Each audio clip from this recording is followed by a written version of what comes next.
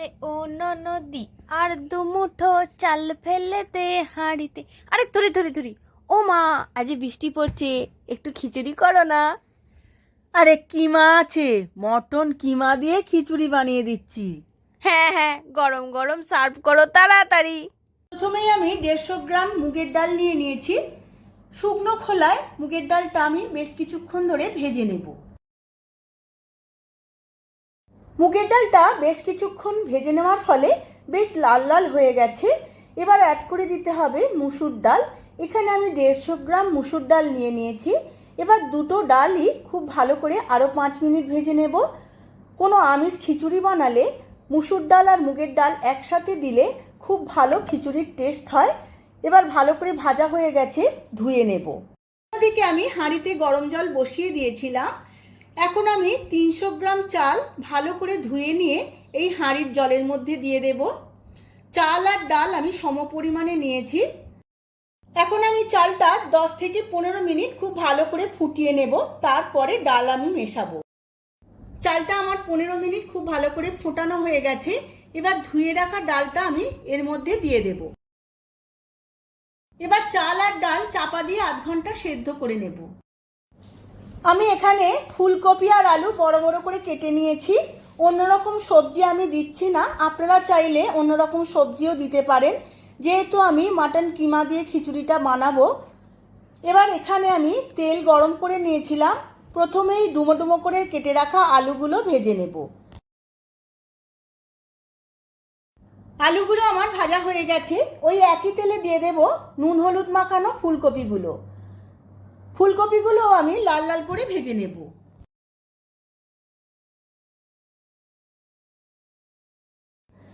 ফুলকপিগুলো রাঙা রাঙা করে ভেজে নিয়েছি। এবার তেল ঝেড়ে তুলে নেব। ফুলকপি ভাজার তেলের মধ্যে আরও 1 চামচ তেল দিয়ে দিয়েছিলাম। এর মধ্যে ফোড়নে দিয়ে দিলাম 3টে শুকনো লঙ্কা, 3টে তেজপাতা আর 1 চামচ জিরে। ফোড়নটা খুব ভালো করে ভাজা হয়ে গেছে। এবার এর মধ্যে দিয়ে দেব দুটো কেটে রাখা পেঁয়াজ। পেঁয়াজটাও আমি রাঙা রাঙা করে ভেজে নেব।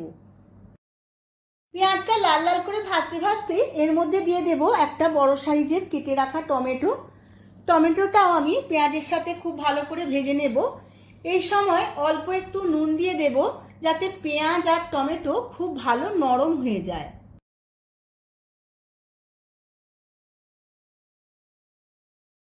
পেঁয়াজ আর টমেটো ভাজতে ভাজতে একটা মশলা বানিয়ে নেব। তার জন্য একটা বাটি নিয়ে নিয়েছি। বাটিতে দিয়ে দিয়েছি 1 চামচ জিরে গুঁড়ো, 1 চামচ ধনের গুঁড়ো, 1 চামচ হলুদ গুঁড়ো, 1 চামচ লাল লঙ্কার গুঁড়ো আর দেব 1 চামচ কাশ্মীরি লঙ্কার গুঁড়ো। এর মধ্যে অল্প একটু জল দিয়ে একটা পেস্ট বানিয়ে নেব।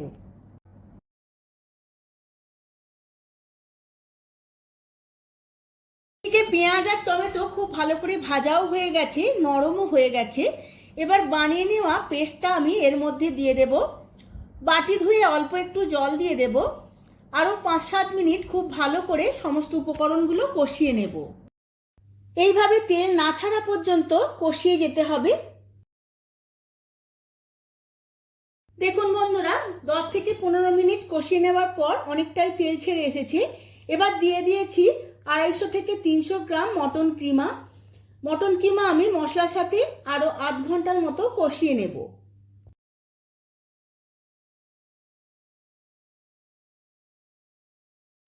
এই সময় দিয়ে দেব 1 চামচ রসুন বাটা আর 1 চামচ আদা বাটা। আদা বাটা আর রসুন বাটা আপনারা পেঁয়াজ বা টমেটো কষার সময় দিতে পারেন। আমি মটনের সাথে দিয়েছি। আবারও আমি কিছুক্ষণ কষিয়ে নেব খুব ভালো করে।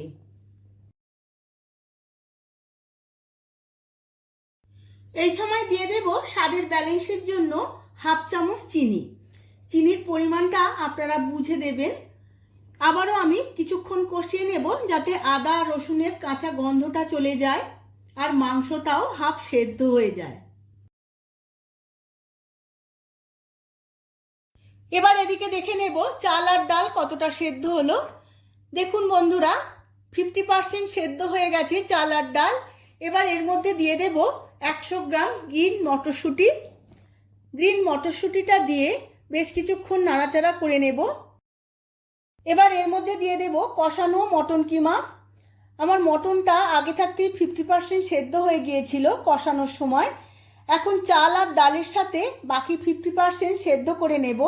এই সময় খুন্তি দিয়ে সমানে নাড়াচাড়া করে যেতে হবে, না হলে নিচে লেগে যাওয়ার সম্ভাবনা থাকে। এই সময় চাপা দিয়ে দিয়ে রান্না করে নিতে হবে, আর 5 মিনিট ছাড়া ছাড়া চাপা খুলে নাড়াচাড়া করতে হবে।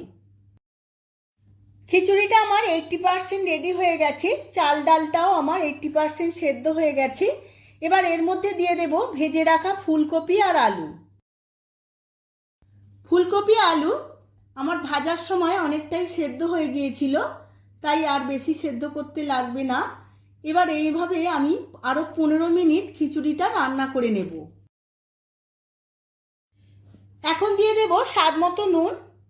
স্বাদ মতো নুন দিয়ে আরো 5 মিনিট নাড়াচাড়া করে নেব।